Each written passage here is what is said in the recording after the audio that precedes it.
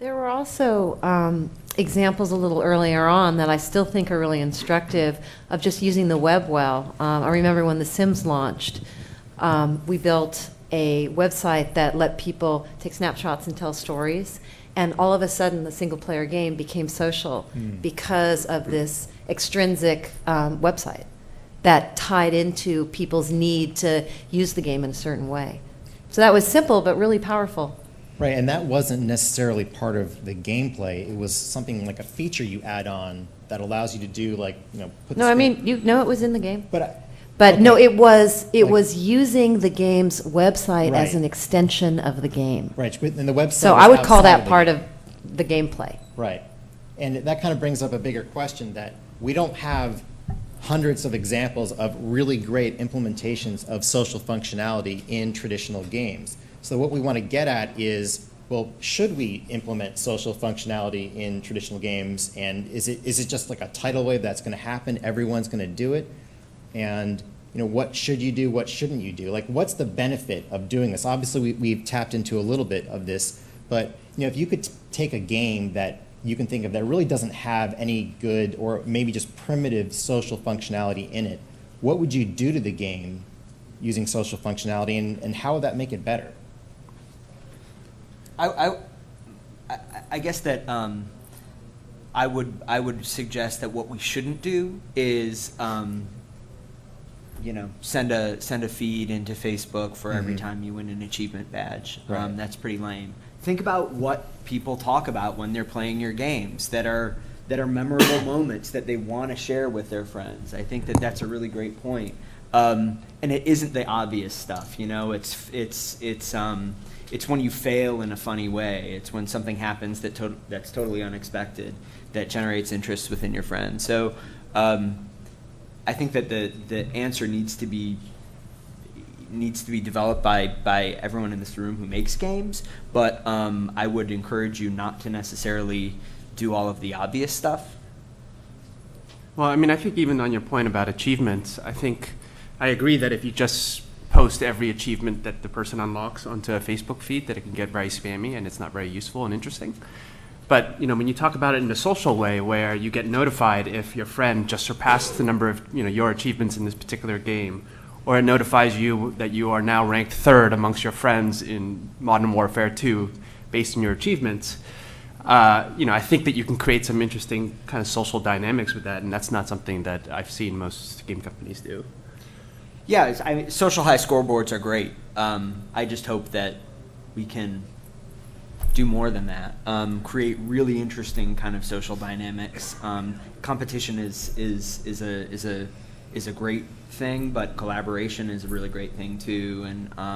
And I feel like we're really at the beginning of trying to figure out how to use these powerful social channels that are available to us. And so I think the idea of that there's just a kind of a blueprint for how to do social on top of your game, kind of bolted on top of your game, is something that I wouldn't recommend. A path I wouldn't recommend going down. No, and people still play solitaire. I mean, there is a place for single-player games, but there's a question in your game: do you make a multiplayer mode? That's a question every game developer faces, and yet that's a decision. But I actually think there's something much more disruptive going on than social, which is related to it, which is the free-to-play model, which is related to social in that it brings a hell of a lot more people to the game community. And the game community is what's interesting in social. Right. It's like, how big is that? And are my friends in it? And I think that's the thing that's going to be really hard for a lot of traditional game developers to move toward, is engage first, then monetize. Right. And that's to your point about engagement. But that's going to be, I think that's going to be deeply related and even more disruptive than whether or not you post your achievements to Facebook feed. Go ahead. To me, when I think about social, it's not really about, as I can't remember who said it, a lot of these games, World of Warcraft, have a lot of social features built into the games themselves already. I think what's interesting to me when I think about traditional games and when I think about social games is how do traditional games leverage a lot of the, basically the free user acquisition that comes from being built on top of the social platform? I think ultimately social games and a lot of its success has to do with the fact that discovery through what your friends are playing is dead simple. You don't even have to ask for it, it just shows up on your feeds. And even today when you see a lot of these games launch, traditional games launch, none of those show up in the feeds. And yeah, maybe it's basic and maybe there's a million other things that you could do, but just the fact that you know that a friend just downloaded this new free-to-play game may inspire you to actually go and try it. And I would say 99.9% of the games that are out there, the traditional ones, don't even take advantage of something that basic. So if you can do authentic narrowcast communication to friends who are interested in what you're up to, and you can make a journey through a virtual world in whatever game it is as interesting to watch as it is to participate in, then I think that you're onto something.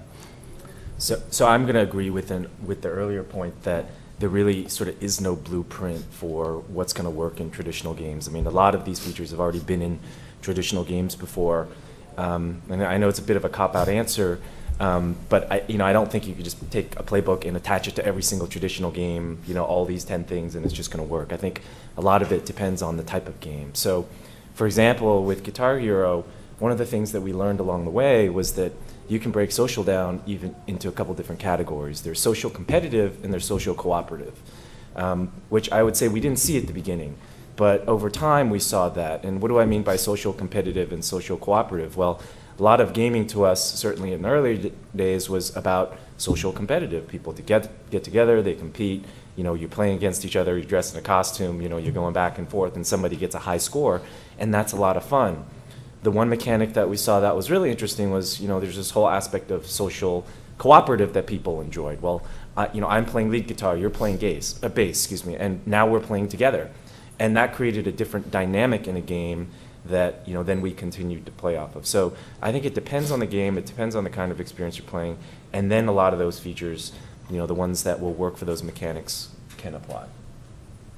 So one of the things that I've been thinking about recently is, I assume everyone here has either heard of it or is on LinkedIn, right? And everyone uses that. And there's this exploration aspect of it. I get a weekly email from my friends, or from LinkedIn about all my friends on LinkedIn and their updates. And there's this exploration aspect where I can go and say, oh, this person got promoted, or this person is reading this, or this person, et cetera, et cetera, et cetera. And Dan, to your point that we don't want to hear about every single achievement. Like every time you get an achievement, it's going to be like a live Raptr feed where it's constantly streaming everything. We don't want that, but we want like the highlights. What are like the best of the best? Give me like a weekly summary or something like that. And I have to believe that a lot of that kind of social functionality in LinkedIn could be something powerful that if you could translate into the gaming space, that's not overwhelming, but causes people to explore, to branch out, to reach out, to get more engaged. And is that where we're going? Like, because console games don't really have that.